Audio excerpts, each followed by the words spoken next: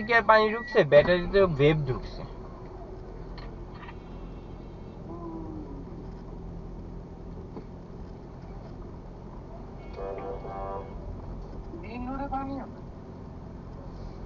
আচ্ছা,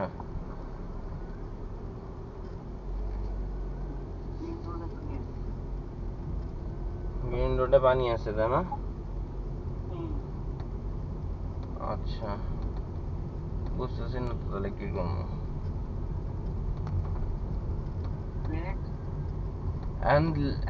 আমাদের যে অফিসে পিসিটা আছে এটা তো মনে হয় চলে তাই না?